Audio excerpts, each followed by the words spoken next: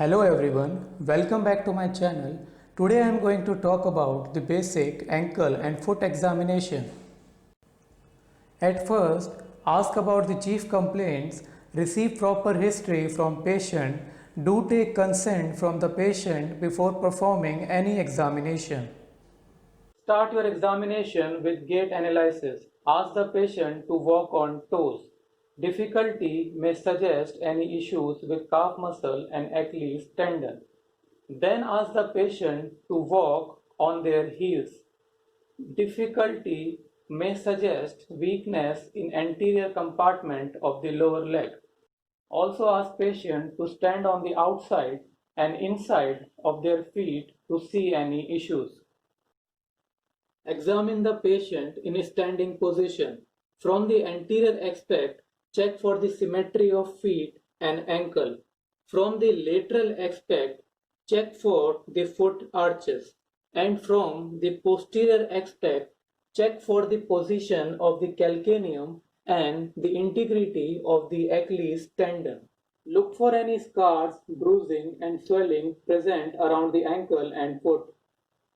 Now with patient in supine lying position, I will proceed for the palpation of structures. Don't forget to assess and compare the joint temperature. Increased temperature suggests inflammation. Two main reference points for the palpation of ankle and foot structures are the medial and the lateral malleolus. Start from the medial malleolus, go little bit down and you will find sustentaculum talli.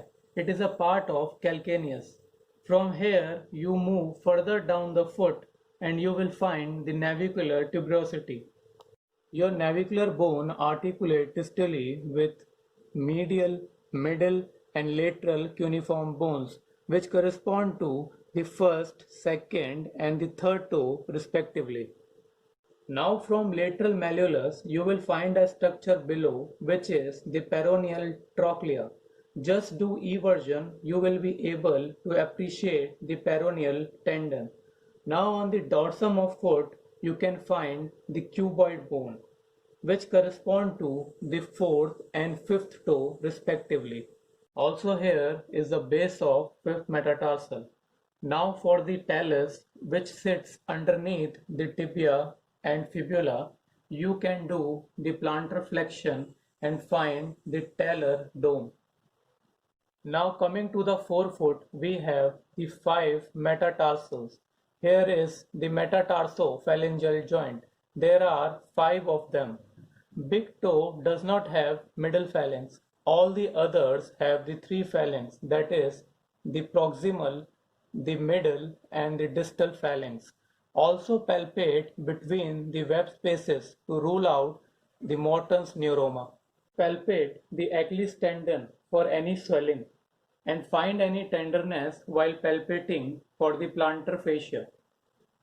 Now for the range of motion examination, first check the active range of motion of ankle joint. Ankle dorsiflexion usually ranges from 0 to 25 degree and plantar flexion ranges from 0 to 50 degree.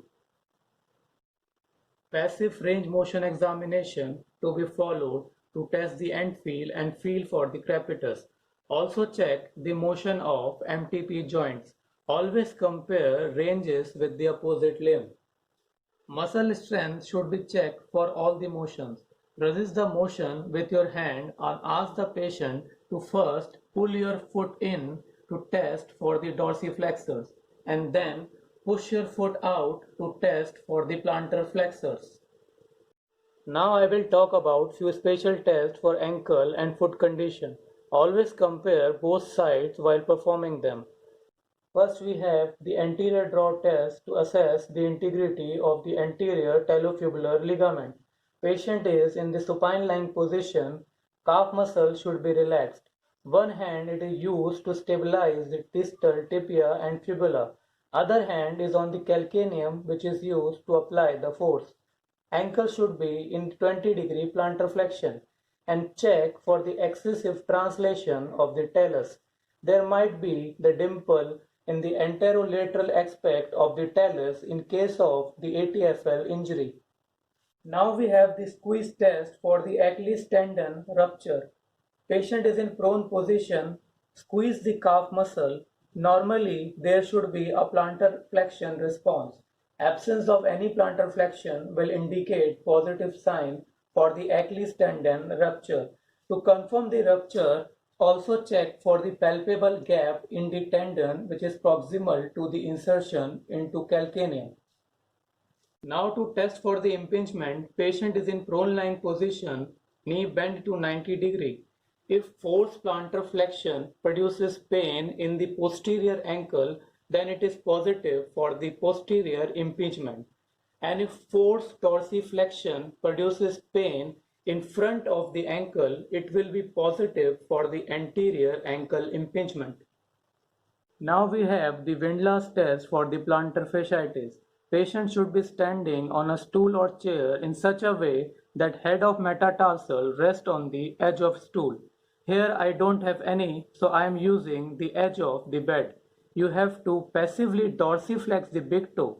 This test is positive if patient feels pain at the insertion of plantar fascia at the head of first metatarsal. Thank you all for watching. Hope you like this video. Do share it amongst your friends and colleagues. Subscribe to this channel and press the bell icon for the future notifications.